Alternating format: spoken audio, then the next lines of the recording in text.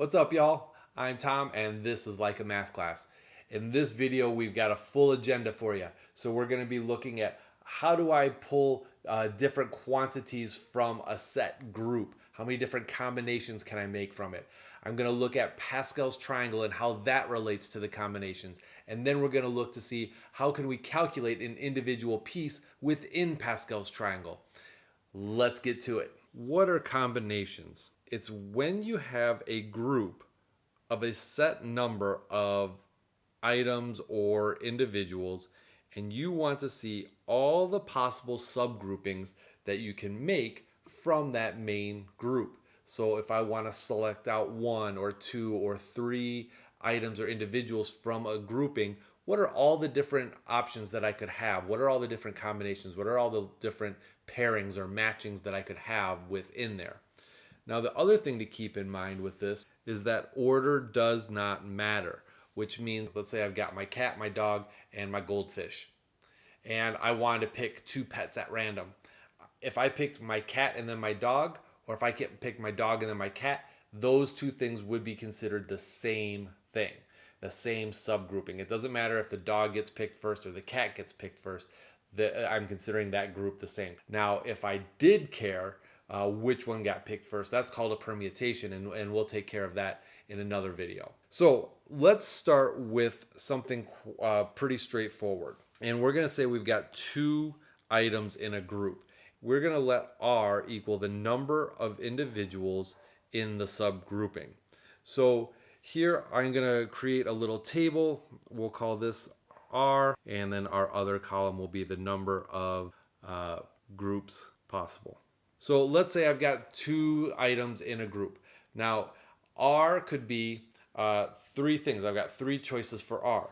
R could be, I could pick 0 items or individuals from this group.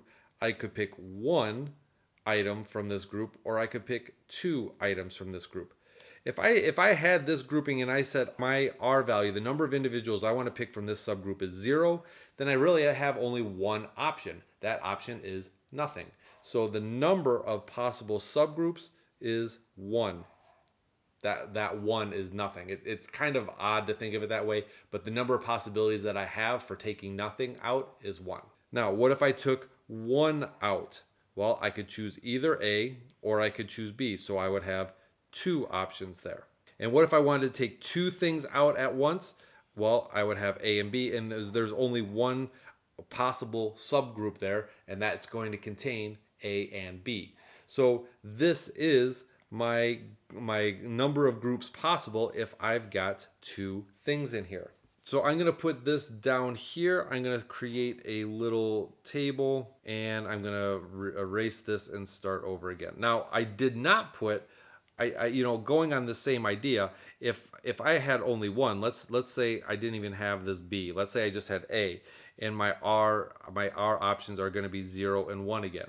I could choose nobody, which is one grouping, or I could choose A if I'm choosing one item out of there, which would also leave me with one grouping. So we could also do this as well if we wanted, if we had one item in the subgroup.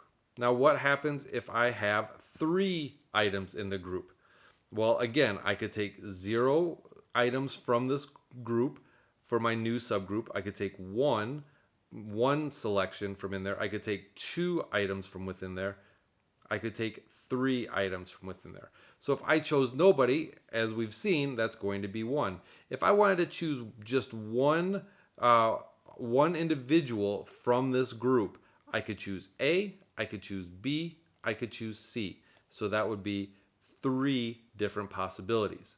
If I wanted to choose 2 individuals from this subgroup, I could choose AB, AC, and I could choose BC. So I've got 3 from that group. And if I wanted to choose 3 individuals from here, well, I would take everybody, so there's only one possibility for that, and that is going to be 1 as well. So here I now have 1, 3, 3, 1. So I'm doing a little organization here. All right, so what happens if we have 4 items in the group? Well, again, I could choose nothing from the group, which gives me one option. I could choose one individual out of this group. Let's say I'm working on a committee, so I could choose person A, person B, person C, or person D. There are 4 different possibilities there.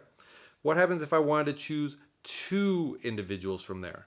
Well, okay, so here's my new group. I could choose AB, I could choose AC, I could choose AD, I could choose BC, I could choose BD, or I could choose CD. So there are 6 possibilities if I wanted to choose 2 individuals from this group. If I wanted to choose 3 individuals from this group, I would have either ABC, ABD, ACD, BCD, and that's it. Yeah, that's it. So there would be 4 combinations for that. And if I wanted to choose 4, if I had a space for 4 individuals and I just had 4 people in this group, there's only one option for that, and that would be 1. So here is my summary of these there. All right, so you're probably getting the idea of what's happening with this, and let's bring this up here a little bit. So you're probably starting to see a pattern growing. Maybe you're not. But this thing here is called Pascal's triangle. Now, Pascal's triangle, it starts with these 2 1s right here. And then the outside edges are always going to be 1. Now, the next thing that you notice, how do we get this 2? Well, if we take the 2 numbers above it and we add them together, we get 2. So here we've got our outside pieces for our next row. We've got 1 and 1. How do we get this? We're going to take 1 plus 2. So that's going to give us 3. 2 plus 1, that's going to give us 3. And as we go down, 1 plus 3 is 4. 3 plus 3 is 6. 3 plus 1 is 4, and then we have our 1s on the outside. So we could keep on going. We could do the 5th row, 1, 5, 10, 10, 5, 1.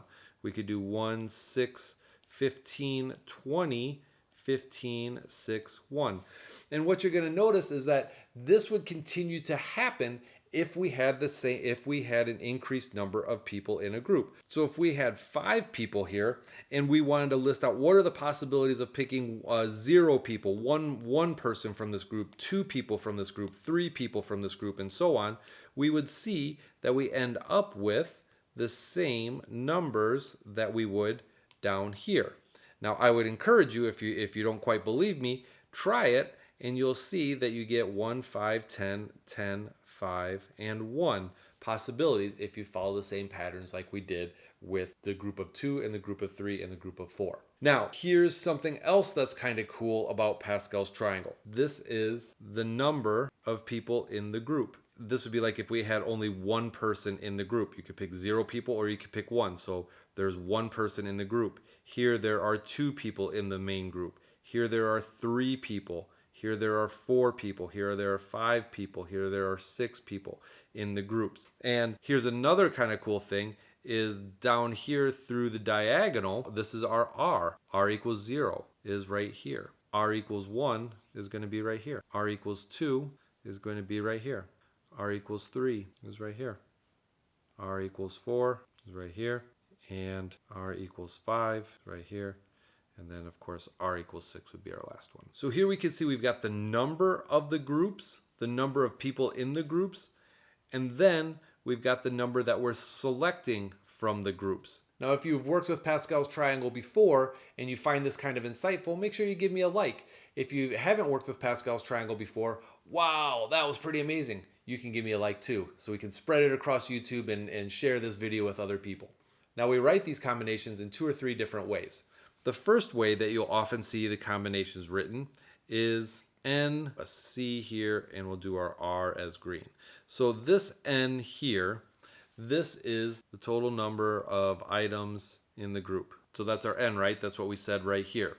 So R is the number of items we want from the group for our subgroup. So that's one way that we can write this. Now, another way that we could write this, it's 2 numbers stacked on top of each other inside of parentheses. There's no line there. So this is also a shorthand way to write combinations. Now, if you wanted to calculate an individual value within here, there's actually a way that you can do that using something called factorials. And that is done by using the formula n factorial over n minus r factorial times r factorial. Now, if you're not familiar, factorial means if I've got 5 factorial is 5 times 4 times 3 times 2 times 1. Right? So you're just multiplying everything in decreasing integer values. So let's say I'm trying to find this 10 right here. So my n would be 5, my r would be 3. So if I wanted to calculate this, I would have 5 factorial over 5 minus 3 factorial times 3 factorial. And what does that look like? That would be 5 times 4 times 3 times 2 times 1 over 5 minus 3 is 2 factorial, so 2 times 1 times 3 factorial. 3 times 2 times 1. And hey, this is kind of cool. Look at this. Since all this is multiplication within a division, I can do a bunch of simplifying. That all simplifies out. 2 makes that go down to 2. So I've got 5 times 2, which is a value of 10. Hey, what do you know? There is my 10 right there. So you can calculate any individual value within Pascal's triangle, within combinations, if you know your n and your r value. Now, you can do this in your calculator as well. Keep an eye out for that. I'll be creating a video for that soon. And if you want to see how we can use this in a binomial expansion, make sure you check out this video, and I will see you there.